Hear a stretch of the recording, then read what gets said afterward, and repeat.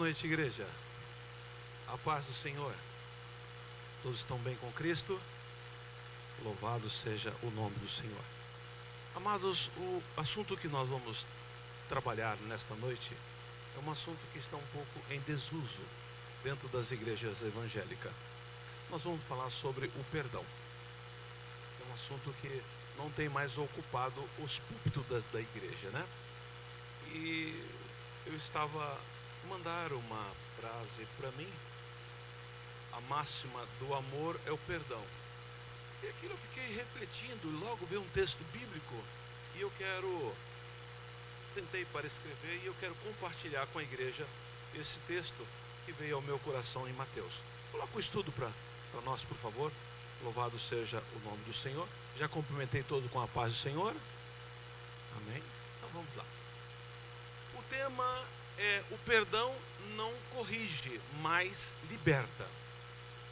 O ápice do amor é quando o perdão se manifesta. Então o ápice do amor é quando o perdão se manifesta. Você só pode entender o amor em relação quando você libera perdão no quesito desse assunto que nós estamos trabalhando. E eu quero que você abra a sua Bíblia, embora eu está aí no estudo, mas abra a sua Bíblia, que eu tenho algumas observações que eu quero fazer nesse texto de Mateus capítulo 18, o verso 21 ao 35. É uma passagem interessante, é uma parábola. O nosso Senhor Jesus sempre usou de parábola para poder ensinar, e eu acho isso maravilhoso. A parábola vai dizer então assim, olha: então Pedro, se aproximando dele, disse: Senhor, até quantas vezes pecará o meu irmão contra mim e eu lhe, da continuidade, perdoarei? Ele fez uma pergunta: até 7? Jesus lhe disse: não, te digo que até 7, mas até 70 vezes 7. Por isso, o reino do céu pode comparecer com um certo rei que quis fazer conta com os seus servos, e começando a fazer contas, foi-lhe apresentado um que lhe devia 10.000 talentos. E não se tendo ele como que pagar, o seu senhor mandou que ele e a sua mulher e seus filhos fossem vendidos. Contudo, quando tinha para que a dívida se lhe pagasse, então aquele servo, prostrando-se, reverenciava, dizendo: Senhor, seja generoso para comigo, e tudo te pagarei. Então o senhor daquele servo, movido de íntima compaixão, soltou-lhe e perdoou-lhe a dívida. Saindo, porém, aquele servo encontrou um dos seus conservos que lhe devia 100 dinheiro, e lançando quanto ele devia, igreja, o servo, antes de encontrar o conservo, quantos ele devia? 10. Agora esse deve 100. Porém o servo encontrou o seu conservo que lhe devia 100 dinheiro. O outro era 10 talentos. Este é 100 dinheiro. E lançando mão dele, sufocou, dizendo: paga-me o que deves. Então o seu companheiro, prostrando-se aos seus pés, rogava, dizendo: seja generoso para comigo e tudo te pagarei. E ele, porém, não quis, antes foi encerrá-lo na prisão até que pagasse a dívida. Vendo, pois, os seus conservos o que acontecia, contristaram-se muito e foram declarar ao seu senhor tudo o que se passava. Então o seu senhor, chamando-o à sua presença, disse-lhe: servo malvado, perdoei-te toda aquela dívida, por que me suplicaste? Não devia tu igualmente ter compaixão do teu companheiro, como eu também tive misericórdia de ti? Indignado, o seu senhor o entregou aos atormentadores até que pagasse tudo o que lhe devia. Assim vos fará também meu Pai celestial, se de coração não perdoardes cada um ao seu irmão e as suas ofensas. Vamos entender isso à luz da palavra pela uma frase que foi me dada hoje: a máxima do amor é o perdão.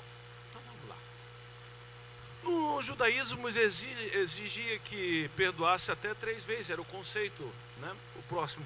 Com a sua pergunta, Pedro revela uma disponibilidade maior de perdoar do que a costumeira. Afinal, o número 7 significa completude, perfeição. Mas a pergunta de Pedro ainda pressupõe que as possibilidades humanas para perdoar são limitadas.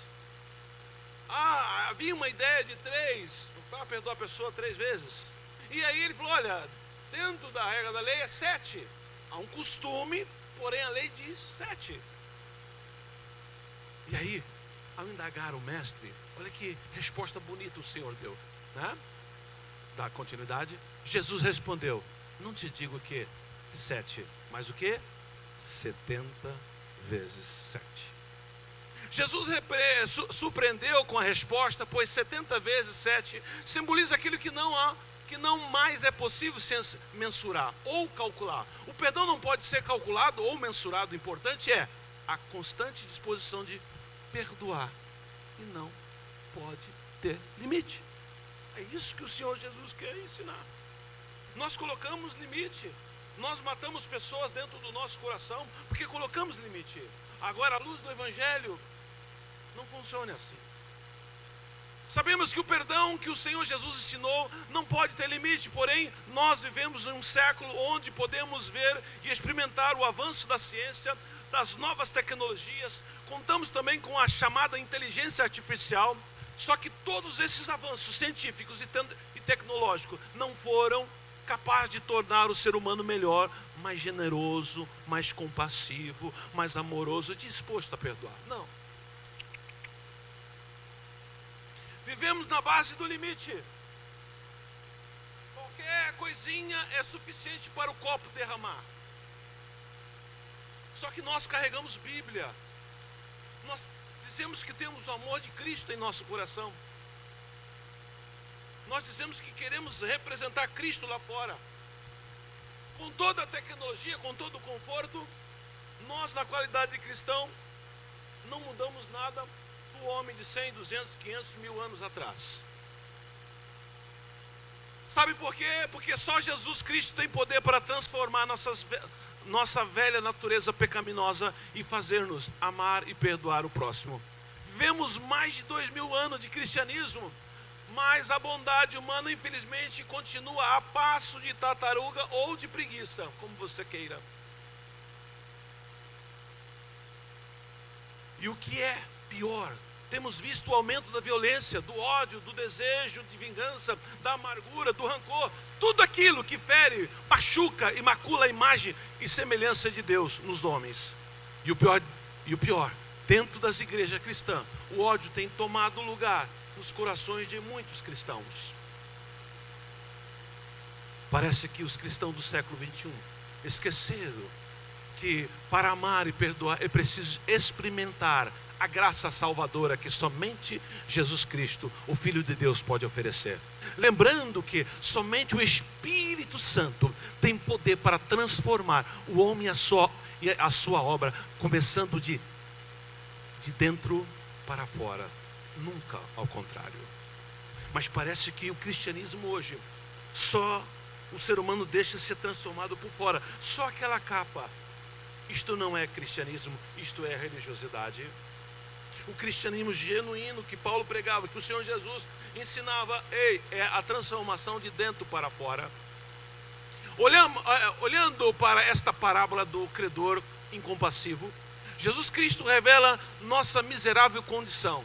Éramos todos devedores de um débito impossível de ser saldado. Segundo os estudiosos, o homem devia em torno de 10 milhões de dólares, uma quantia muito elevada para um servo. Éramos escravos do pecado. Alguém aqui não era escravo do pecado? Todos eram. E não tinha como saldar a nossa dívida com o Eterno. Entretanto, pela bondade de nosso Salvador, demonstrada na cruz do Gólgota, conseguimos vencer a cegueira espiritual e nos faz desejar do Calvário. Conseguimos vencer a cegueira espiritual, que nos fazia desejar o mal e matar as pessoas dentro do nosso coração. Porque pela fé morremos para Ele, e como nova criatura que somos, precisamos viver para Deus em obediência e em santidade, experimentando um novo nascimento. Mas tal verdade não significa que alcançamos a perfeição. Todos os dias somos tentados Vivemos em um mundo que já há do maligno, mas desde que tomamos a decisão de viver pela fé, você tem que crer. Senão não tem como você amar a Deus. Não adianta você ouvir e não crer. Por isso que majestosamente no livro de Abacuque vai dizer que chegará um tempo que o justo viverá pela fé. Eu tenho que crer. Eu não posso sentar, ouvir, achar bonito, lindo, ó, pastor, ó. Não. Eu tenho que crer e ter fé, para que isso possa ser realizado em minha vida. Somos livres do poder do pecado, pois agora o próprio Cristo habita em nós. Igreja, o apóstolo Paulo não estava inventando essa afirmação em Gálatas. Olha o que ele diz, olha, já estou, e a igreja diz, continua a leitura, já estou, de novo, já estou. Estamos mesmo? Será que nós estamos crucificados com Cristo? Eu sempre digo aqui, como é um culto de estudo, que hoje mesmo eu fui pego por esse pensamento. Nossa, aqui, bem nesse local aqui, ó. Era por volta de meio-dia.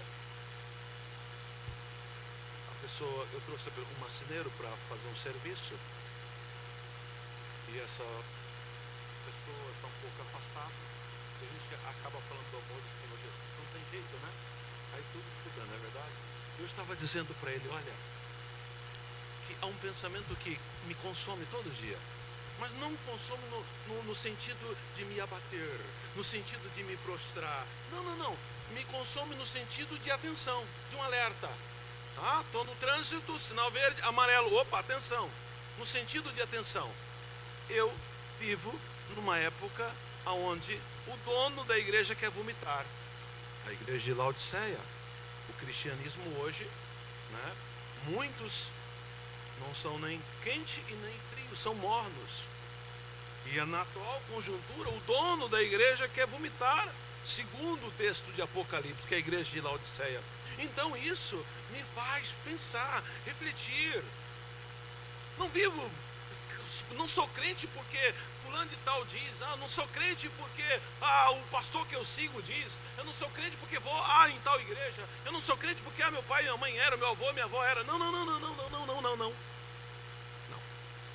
Eu sou crente porque eu quero ver Jesus face a face. Eu quero morar a minha eternidade com Ele. O sopro de vida que Ele me deu é eterno. A qualquer ser humano é eterno.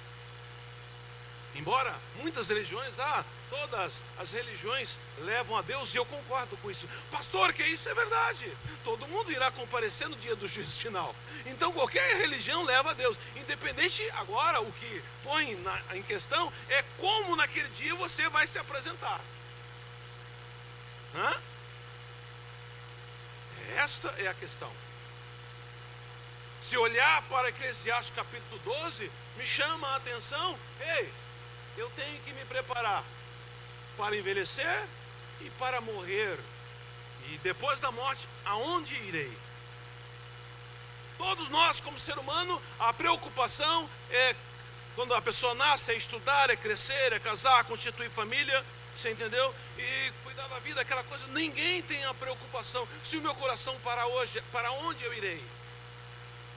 Mesmo os crentes que carregam Bíblia, dizem que são crentes, não pensam nisso. E isso tem que fazer parte do nosso pensamento, porque faz parte do cristianismo. Essa atenção tem que estar cravada em minha mente. Será que eu estou sendo um verdadeiro adorador? Ou será que já acostumei a igreja, já acostumei a ouvir a palavra, já acostumei a ler a Bíblia? Não, de jeito, maneira alguma. Isso, toda vez que você for relacionar com Deus, você tem que ter um sentimento dizendo, olha, não sou merecedor. Se isso não estiver dentro do teu coração, é um religioso. Ei, toda vez que eu entro naquele banheiro para tomar banho na minha casa, para ir para cá, eu não mereço ir para aquela casa de oração. Eu não mereço o cargo que exerço. Tem a função, não. É a tua misericórdia. Me ensina a andar na tua misericórdia. Me ensina, Senhor amado. Já estou crucificado com Cristo e vivo. Mas não eu, mas Cristo vive em mim.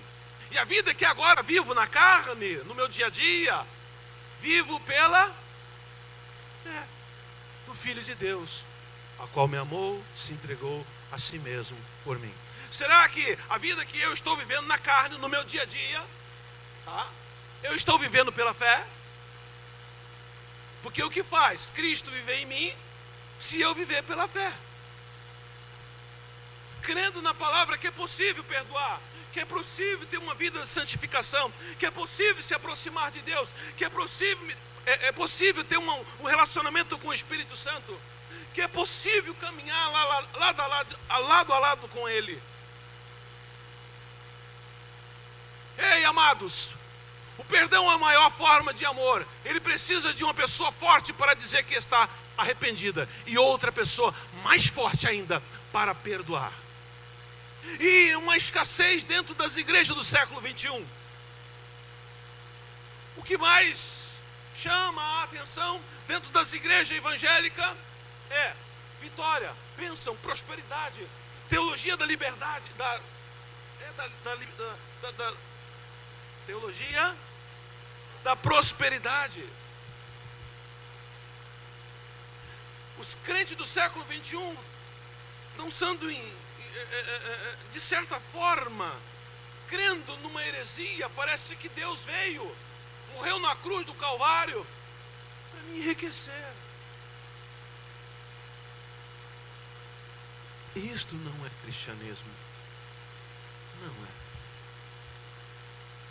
Mas o cristão do século 21, ou a igreja de Laodiceia, tem dado a liberdade à velha natureza, dando legalidade ao pecado, que sempre vai revelar a face mais medonha do ser humano e desvendará a morte física e a morte espiritual. Ei, se olharmos com atenção ao capítulo 3 de Gênesis, que trata do pecado de Adão e Eva, eles que viviam em pureza não poderam vencer o pecado. Eles não venceram, viviam em pureza.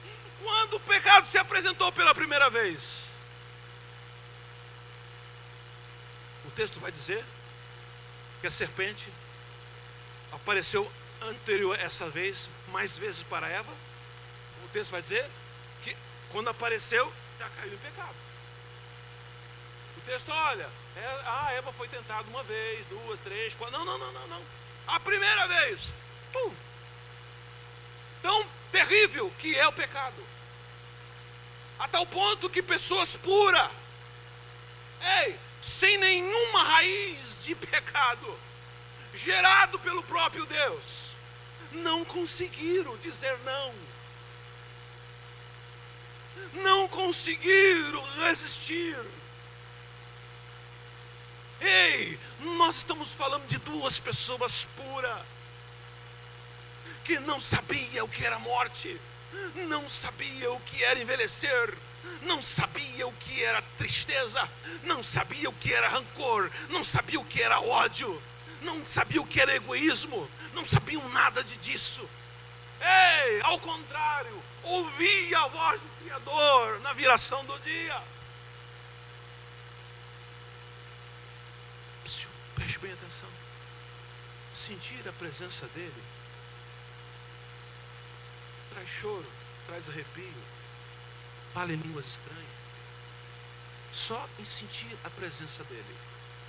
Agora, ouvir a voz dele. Todo dia. Vamos fazer uma imaginação. Vamos ver quem é bom de imaginação aqui. Vamos lá. Vamos lá. Você ouvir a voz do Eterno, do Pai, do Criador, ouvir a voz dele. Como eu e você, se estivesse lá naquele jardim, nos comportaríamos? Irmão Vitor, se o irmão estivesse lá no lugar de Adão, ouvindo a voz do Eterno todo dia, qual seria o seu comportamento?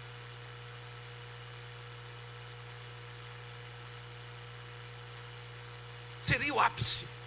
Concorda? A glória, o ápice. Um copo cheio, não cabe mais nada.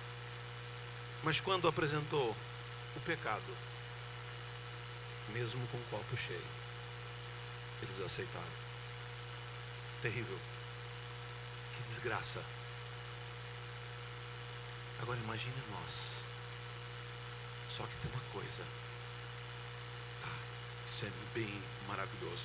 Jesus veio e venceu isso por nós. E agora, através da fé, o que Adão e Eva não falaram não, eu e você podemos dizer não. Tem ideia o que é isso?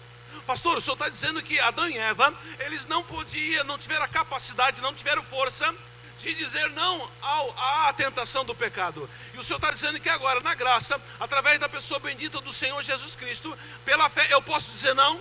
Pode. Você tem esta autoridade. Adão e Eva não tiveram. Os primeiros pais não tiveram. Puro. Segundo os estudiosos, vão dizer que quando aquele homem, Adão, andava no paraíso, os anjos, reverenciavam. Estamos vendo Deus. Aquele homem que era reverenciado por anjo, ele e a sua esposa não tiveram condições de dizer não ao pecado. Entenda que somente pela graça divina, revelada em Jesus Cristo, foi capaz de vencer o domínio do pecado e destruir o seu principal trunfo, o poder sobre a morte.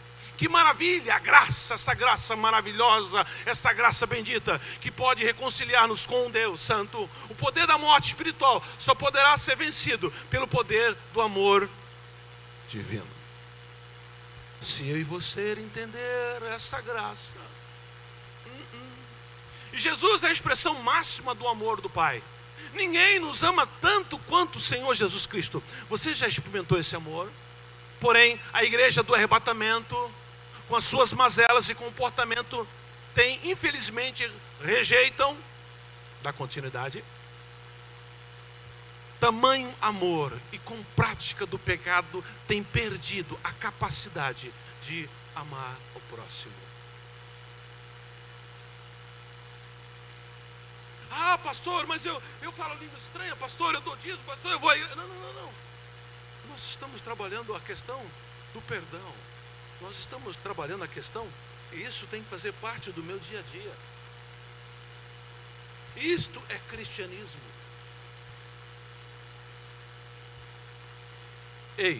Entenda, você que é a igreja do arrebatamento, Jesus ensina que para ser o seu discípulo é preciso perdoar sempre, todos os dias. Então Jesus narra a parábola do credor incompassivo, a qual nós estamos estudando. Nesta parábola, o seu servo nunca teria suficiente para pagar a sua dívida.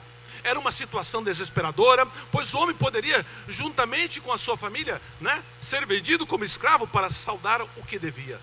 O devedor também poderia ser preso. Então o rei, compassivo, perdoa, cancela a quantia da dívida. Aquele servo, depois de passar por uma situação tão difícil, ter experimentado da misericórdia e da bondade do seu rei, deveria ter aprendido uma importante lição. Contudo, a leitura do texto bíblico revela que ele não aprendeu nada a respeito do perdão e da misericórdia. Entenda, o mestre também deixa claro que a nossa resposta à graça é um fator determinante a respeito de onde vamos passar a eternidade. O comportamento que você faz.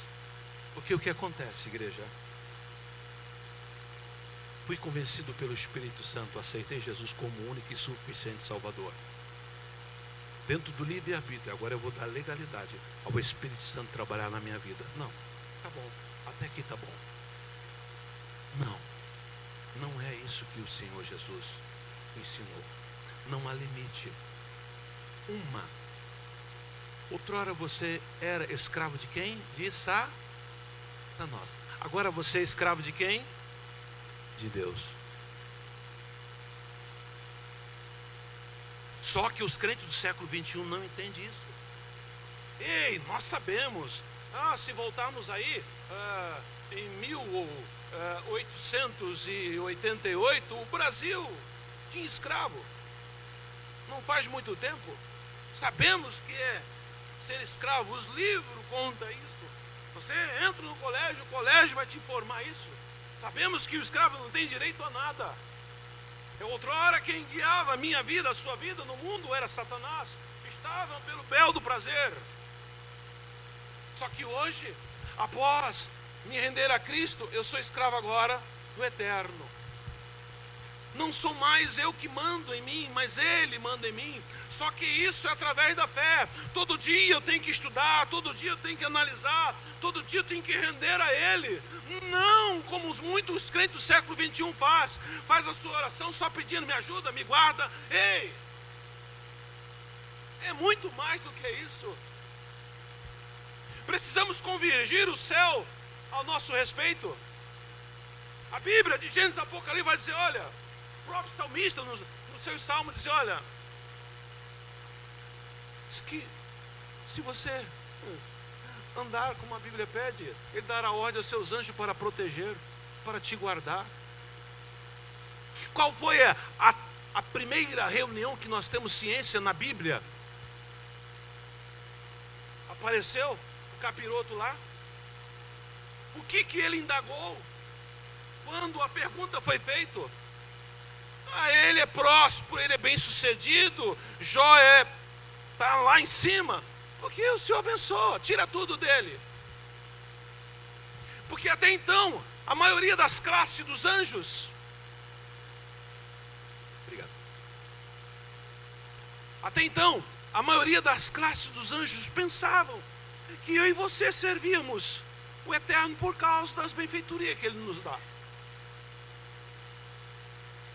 Dá para entender isso, igreja?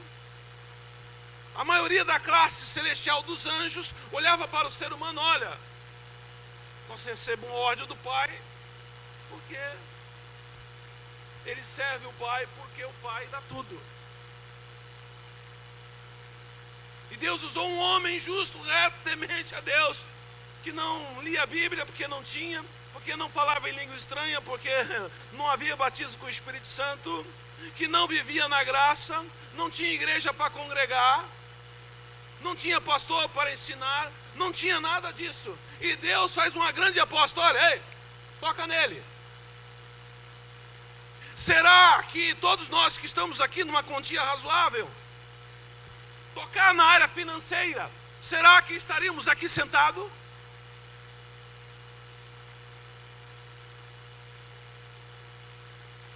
E aí? É bonito ler Bíblia. É bonito passar por certa diversidade que não arranha nem faz cosquinha no que Jó passou. E Deus falou comigo. Mas eu estou dizendo, se eu e você passar pelas mesmas condições,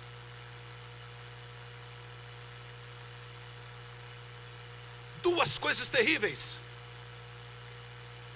Filho, ele enterrou 10 e perdeu tudo. A sua bela mansão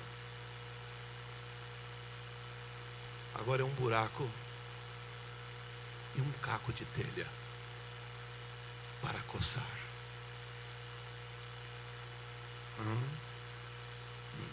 Sem Bíblia, olha, preste bem atenção. Ele não tinha Bíblia para abrir no Salmo 23. O Senhor é o meu pastor e nada me faltará. Não, ele não tinha Bíblia. Ele não tinha Bíblia para abrir. Eu levo meus olhos para o monte, porque é de lá que virá o meu socorro. Não, ele não tinha isso. Ele era apenas temente, justo e reto ao Senhor. E isto foi suficiente para passar tamanha prova, tamanha dificuldade, tamanha...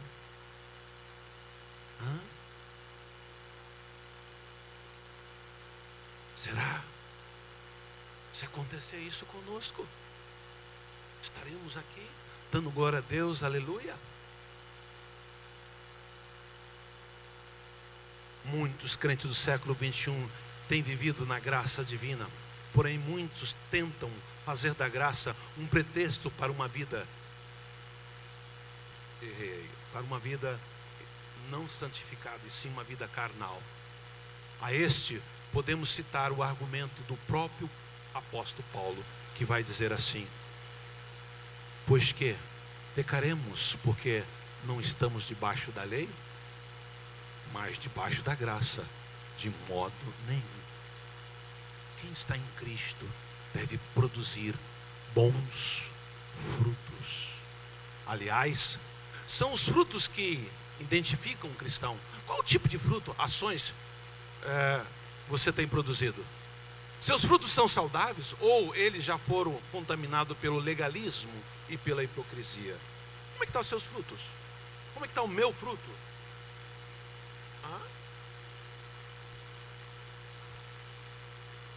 Somos todos racionais. Vivemos na graça. O apóstolo Paulo, através do Espírito Santo, nas suas cartas, ele grita: para ser discípulo de Jesus tem parâmetros espirituais que devem ser seguidos. Agora que já somos imitadores de Jesus Cristo, temos o Espírito Santo que nos ajuda a viver de maneira a agradar quem? E aí? A nossa preocupação, infelizmente, é agradar alguém que nos está enxergando. Mas a preocupação do apóstolo Paulo era agradar quem? A Deus. Tem que ser a minha e a sua. Eu posso estar agradando a igreja visivelmente, mas será que estou agradando a Deus interno? O que sonda os meus sentimentos, o que vê as minhas ações, o que contempla eu por dentro, sabe como é a minha natureza? Se dou legalidade ao Espírito Santo ou não, se dou legalidade à minha carne ou não. Ei, eu quando leio Romanos, parece que eu ouço o apóstolo Paulo gritando.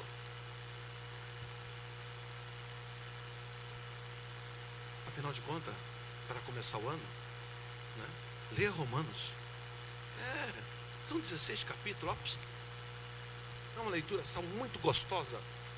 Você vai ver o apóstolo Paulo gritando literalmente. E a igreja, dá para dar amém, glória a Deus, aleluia, dá? Nem isso dá para dar? Vamos lá, eita Deus amado. Posso fazer uma pergunta? A sua maneira de viver está agradando Deus? O dia, hoje é dia 15, 16, que dia é hoje?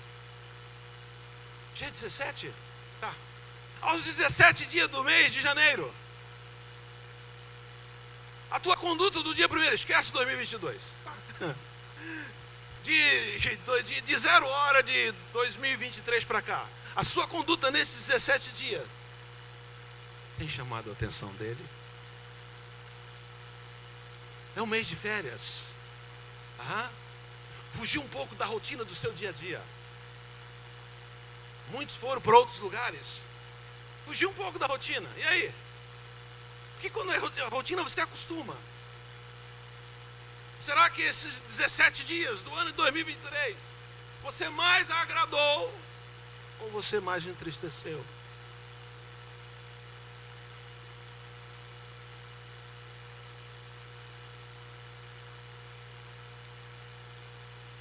O que passou por dentro do teu coração atraiu a misericórdia dele ou afastou a bondade dele da sua vida? Eu não estou dizendo aquilo que você pronunciou, não. É o que passou dentro do seu sentimento. Porque quando chega a falar, diz que o coração está cheio. Quando chega a cometer, o coração está lotado. Por favor, não me entenda mal. Olha com muita atenção as cartas do apóstolo Paulo. Se você quer passar a eternidade com o Pai, olhe comigo o argumento repetidamente que a liberdade da escravidão ao pecado não significa liberdade para a pessoa viver como ela bem quiser. Ao invés disso, A liberdade da escravidão ao pecado implica em escravidão a Deus, embora o pecado não venha a ter domínio sobre nós. Deus terá. Vamos lá. Vamos traduzir isso que eu acabei de escrever. Quem, quando estava no mundo, tinha vícios? Levante a mão. Boa parte. Quem, quando estava no mundo, vivia uma vida em relação à parte sentimental tribulosa? Não precisa erguer a mão. Não precisa não. Não precisa identificar não. Não precisa identificar. Não tem coisa. Vivia ou não vivia? Quem gostava de beber, enchia o caneco, né, Kleber? Não é verdade? O rei das latinhas. Não é verdade? Não é assim? Não é verdade? Oi? Prosperava. Era uma latinha se tomava em 10 latinhas. Era multiplicação. E não vivia, aquele que era namorador, aquele, tinha de tudo quanto tipo. Nós agora viemos para Cristo. Não viemos para Cristo? Uma nova criatura. Aquilo que dava prazer a gente fazia, procurava sempre, né? Quem gostava de beber, quem gostava de adulterar, quem gostava de mentir, quem gostava de trair, quem gostava de... você fazia sempre, porque dava prazer. Agora Cristo te dá prazer. Mergulhe nele. Use e abuse dele. Use e abuse dele. O pecado você não usava e abusava? Dele também. Use e abuse dele. De Cristo. No pecado nós não usávamos e não abusávamos. Quem gostava de beber, bebia. Aí no outro dia chegava no serviço. Acontecia final de semana, chegava no serviço, todo cozido. Aí eu tomei todas. Como aquilo fosse um troféu. Não é? Não é verdade? E disse fora a ressaca, fora a dor de cabeça. Apesar, quem pode explicar o que é ressaca? Para esse comedor de feijão. O que é ressaca? Oi? O corpo é a mesma coisa que eu estivesse numa corrida, corri 1 hora e dá aquela sede. Dá o quê? Dá o quê? Dá fraqueza, dor de estômago, dor de cabeça. Dá isso. E a minha pergunta, se dá dor de cabeça, dá fraqueza, dá mal-estar, por que encher a cara de novo?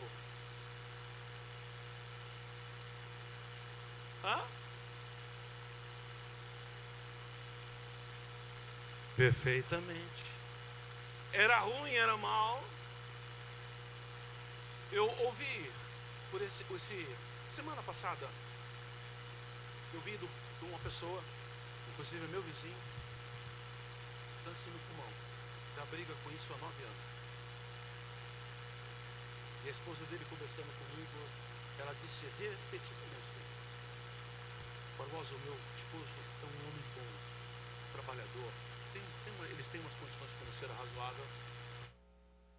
E por diversas vezes, principalmente quando era aniversário dele, o aniversário dos nossos filhos, ele dizia: vou parar de fumar.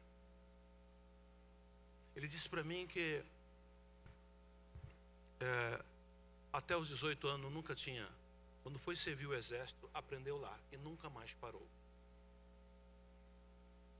Você vê a doença corroendo,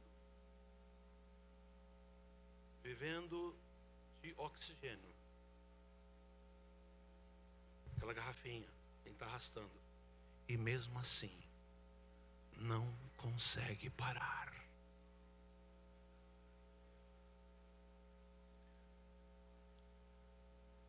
Cristo, a igreja precisa usar e abusar mais de Cristo.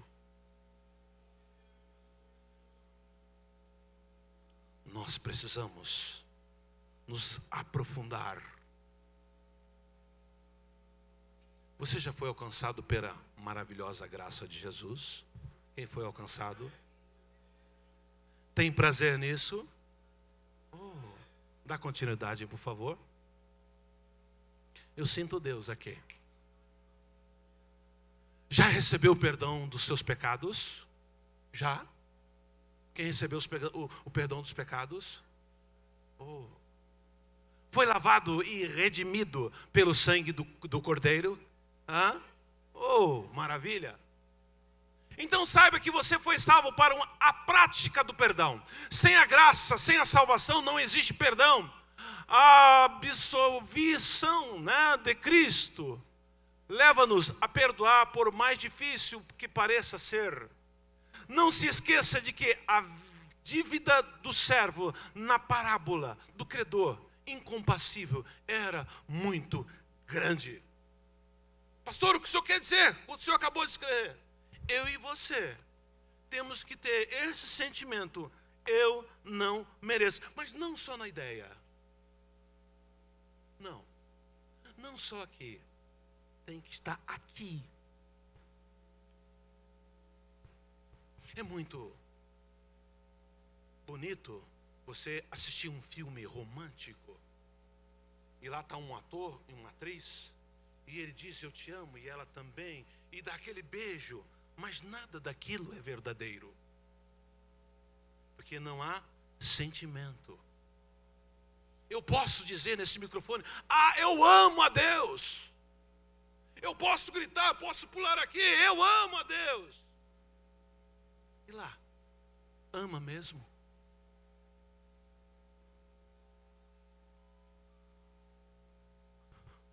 Qual é o tamanho do perdão ou a clemência que você recebeu? É possível mensurá-la em número? É impossível, né? Então, por que é tão difícil perdoar os outros? É importante lembrar que a clemência não é um sentimento, é algo maior. Perdão é decisão. Foi isso que o rei da metáfora ou da parábola que nós estamos estudando, usada por Senhor Jesus, fez. Ele simplesmente tomou a decisão de perdoar a dívida do seu servo. Perdão também envolve empatia e humildade. Podemos ver essa verdade no episódio em que Jesus cura a mulher do fluxo de sangue, que eu sou apaixonado por essa passagem. Pensa numa passagem, nessa mesma passagem, Deus falou, o Senhor Jesus falou, mandou a tempestade se calar. Nessa mesma passagem ele cura a filha de Jairo, que já estava morta. É uma passagem, mas essa da mulher me chama muita atenção. E eu tentei nesse pedacinho escrever algo que eu penso, que eu sinto.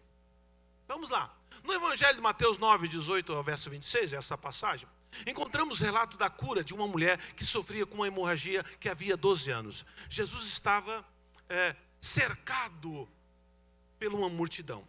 Vamos colocar aí 30 mil pessoas? Vamos colocar? O estádio do Morumbi, quantas mil pessoas são?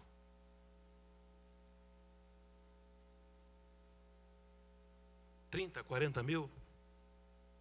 Então vamos lá. Imagina um estádio lotado. Como é que você vai chegar perto de uma pessoa? Não era 100, 200 pessoas, não. Era milhares de pessoas. Olha a dificuldade dessa mulher chegar perto. Olha a dificuldade dela ter acesso. E outra coisa, ela estava 12 anos sofrendo daquilo. Então ela não tinha vigor, estava pálida. Ela já vinha de longe. E dirigiu-se à casa de Jairo, o Senhor Jesus, pois a sua filha estava gravemente enferma e precisava de uma cura. No caminho, Jesus é tocado por uma mulher cuja fé era extraordinária. A confiança da mulher encheu seu coração de ousadia e fez com que ela desconsiderasse a lei. Porque a lei disse que ela era imunda, não podia tocar numa pessoa. A lei dizia isso. Pois tudo que uma mulher em período menstrual ou com qualquer tipo de fluxo de sangue tocasse seria considerado cerimonialmente imundo. Ponto final.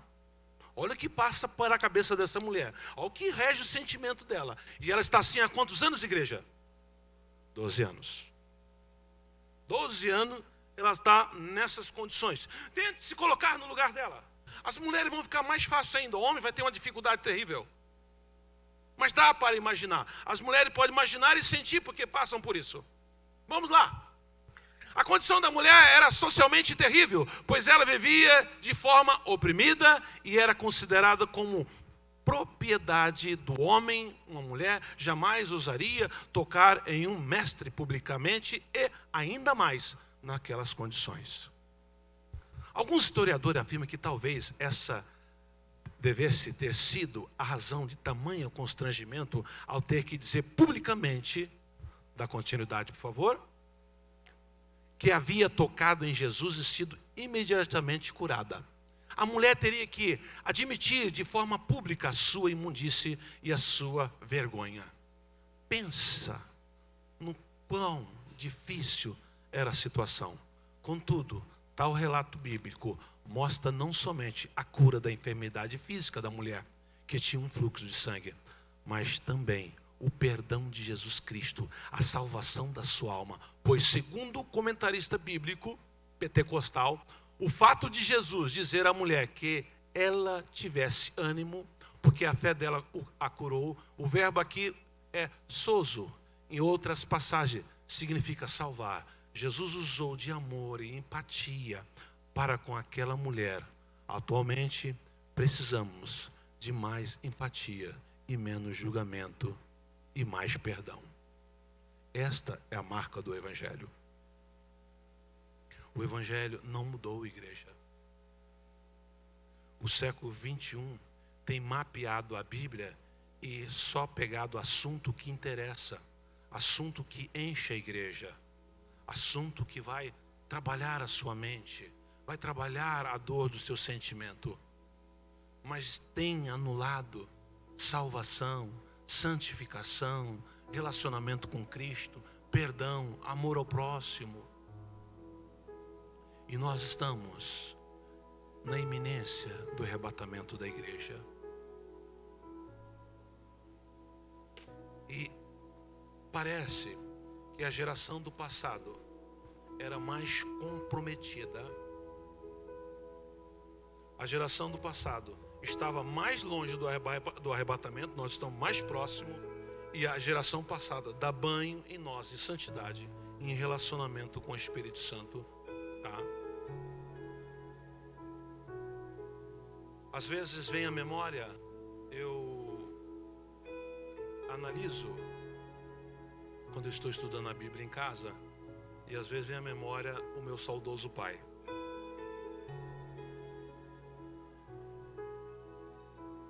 Ele lia somando as palavras, somando as letras. Então, a leitura de 5 capítulos,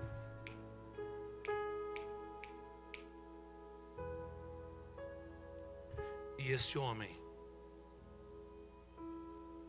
daquele horário que ele tirava para ler Bíblia, mesmo com toda a dificuldade, mesmo lendo Êxodo, estava ali. Eu falei, meu Deus do céu, o que o cristianismo tinha daquela época que hoje está se perdendo?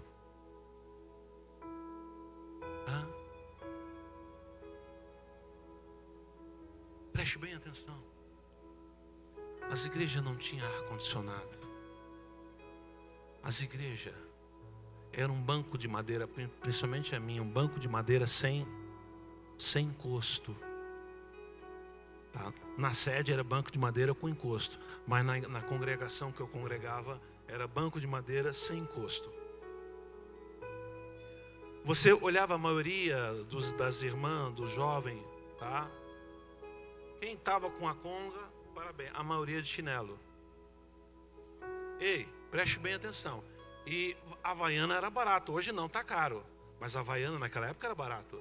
E a grande maioria, tá, estava usando de Havaiana, e quando cruzava a perna, você via que no fundo da Havaiana tinha um arame ou uma ramona. A igreja sabe o que é ramona? Quem não sabe o que é ramona? Grampo de cabelo. Então quando cruzava a perna, tá, você via que havia uma ramona no chinelo. Porque aquela parte que não passa, aí furava ali. Só que havia alegria.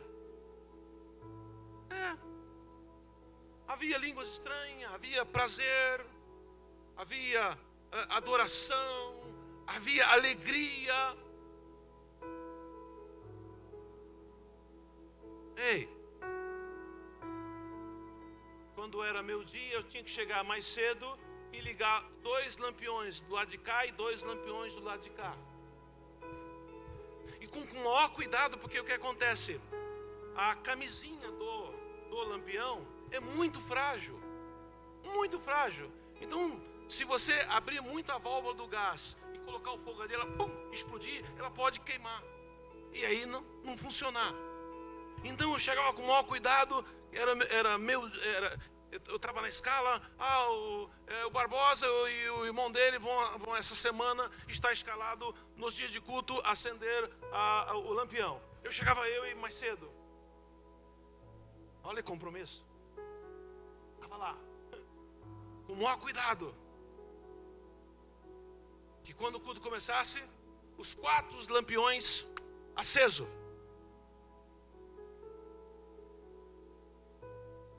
E hoje temos ar condicionado, temos banco com encosto, temos água geladinha, temos banheiro. Preste bem atenção. Havia um obreiro, irmão Carlito, olha, tá? Ele era escalado para ficar no banheiro. E a irmã Maria José era escalada para ficar no banheiro das irmãs. Usou a função da irmã, do obreiro lá, era tirar água na cacimba, no poço, encher o balde e colocar o balde ao lado da privada.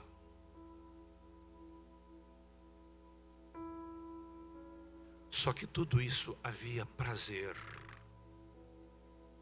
Eles estavam fazendo a forma como administrava e fazia isso. Você via, estão fazendo para Deus. Igreja, o que está acontecendo conosco? Cadê o prazer? Cadê a alegria? Você pode usar o banheiro, você não precisa tirar água e nem derramar. É só apertar um botão. Você pode tomar água geladinha. Cadê o prazer? Cadê a alegria de servir a esse Deus?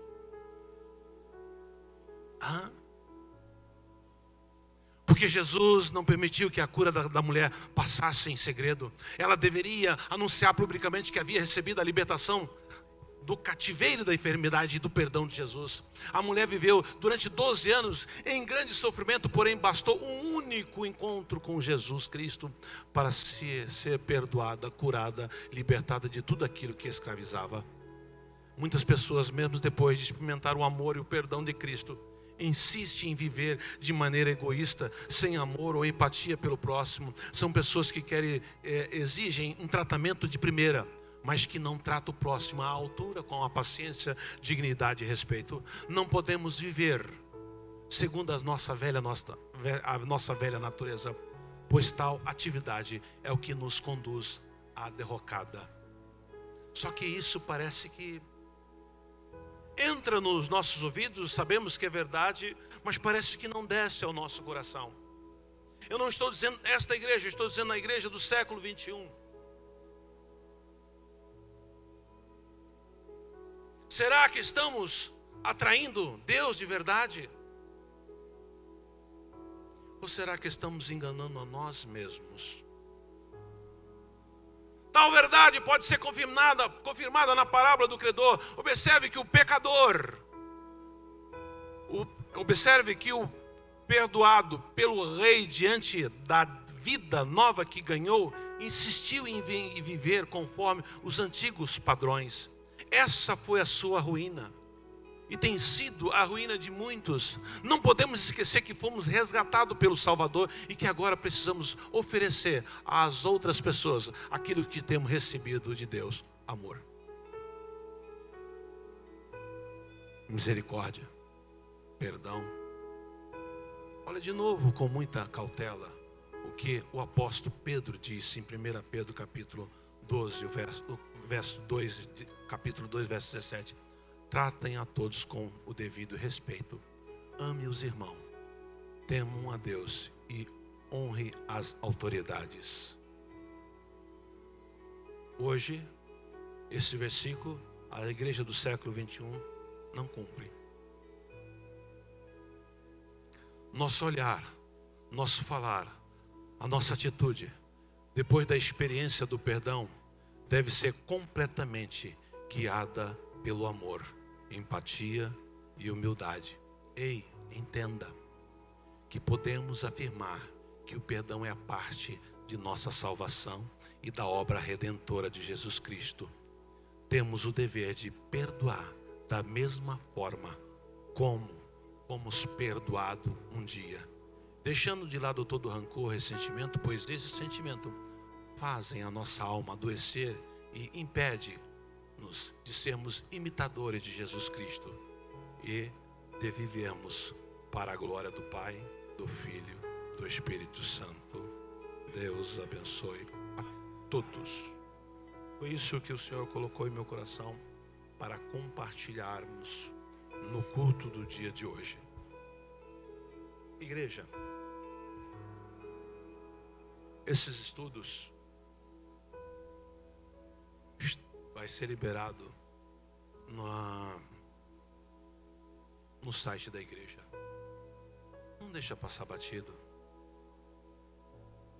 Leiam, releia em casa. Faz como boi, remoe. Não deixa só ouvir aqui. Amanhã depois você já esqueceu. Virou o ano. Estamos mais próximo do arrebatamento. Vamos ser diferente. Não vamos viver com as mesmas mazelas que nós vivemos em 2022. Vamos convidar Cristo para ser diferente. Vamos atrair a presença do Espírito Santo em todas as nossas áreas. Pastor, não é fácil, eu concordo com você. Eu sei disso. Oh, Deus amado. E eu não sei? Eu não entendo isso? Tem hora que dá vontade de passar o facão no pescoço. É a nossa natureza. E ninguém aqui é santo. Só que nós somos inteligentes. E nós temos o professor Espírito Santo, o amigo Espírito Santo, o Consolador. Não deixe. Não faça um rascunho. Poxa, esse ano de 2022 faz. É fácil? Não, não é. Não é. O que eu mais peço a Deus é para mudar a minha natureza. Vejo grande melhora, sim, mas está longe de atingir o objetivo que eu pretendo, por ser humano. Assim é com cada um de nós. Porém, essa tentativa, o Espírito Santo vai te ajudar. O fator é, eu não consigo, e não tentar. O fator, tá bom, é acostumar, não consigo, vou tentando. A ira vem, o ódio vem, o rancor vem, a contenda vem, a mentira vem, o ego, sabe? E já estou acostumado. Não, igreja. Vamos tentar, nesse ano 2023, pedir ajuda ao Espírito Santo para se tornar pessoas melhores. Porque isto atrai a presença de Cristo.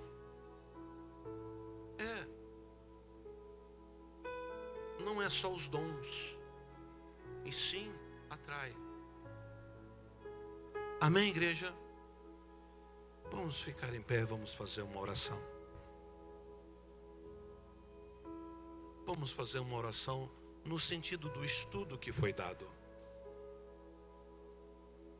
Eu convido o pastor Leandro para fazer esta oração.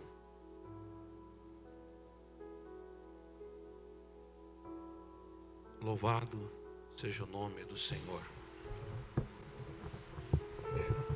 A paz do Senhor, igreja. Oremos. Senhor meu Deus e meu Pai, Pai amado e querido e santo, em nome do Teu Filho amado, Jesus Cristo, Senhor. O Teu estudo, Pai, a Tua palavra, Senhor, ela foi, Pai, pregada, ela foi ensinada, Pai, o Teu perdão, Senhor, que é a máxima do Teu amor, ó Pai.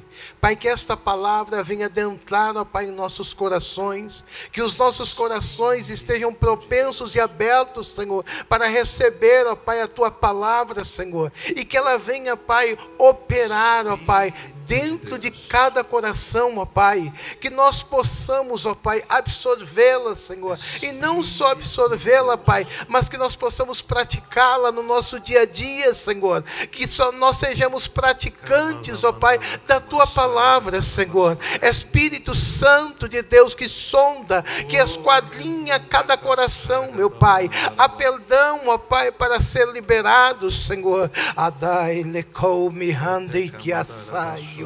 Relamanto que assaio.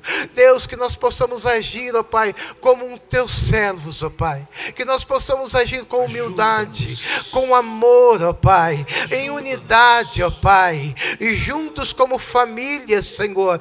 Pai, há no nosso coração rapina, se há no nosso coração, Pai, hipocrisia, Pai, que o Senhor venha tirar nesta noite, ó Pai, que o Senhor venha jogar por terra esta noite, ó Pai, que haja transformação, ó Pai, nesta noite, porque o Teu Evangelho é um Evangelho de transformação, meu Pai. Pai, transforma aqueles que querem, ó Pai, aqueles que estão com o coração aberto, aqueles que vieram buscar algo da Tua parte, aqueles que com sede, Senhor, vieram para a Tua casa, Senhor, talvez, ó Pai, sem saber o dia de amanhã, mas, Senhor, querendo aprender mais de Ti, querendo se aproximar de Ti, Senhor. Por isso que nesta noite, ó Pai, que haja perdão da nossa parte, Senhor, que haja, Pai, transformação, que haja, Pai, quebrantamento, Deus, diante, ó Pai, do Criador, ó Pai, calamando que assai. Deus, em nome de Jesus, Pai, é o que nós Te pedimos, Senhor, e Te agradecemos, ó Pai, em nome do Pai, do Filho e do Espírito Santo de Deus. Amém. Louvado seja Deus. Podeis tomar o vosso assento, glorificando e enaltecendo o nome do Senhor, que é bom, que é maravilhoso.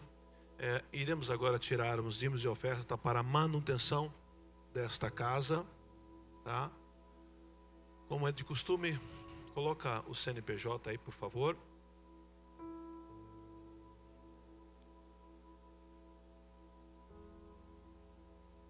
Lança o teu pão sobre as águas, porque depois de muitos dias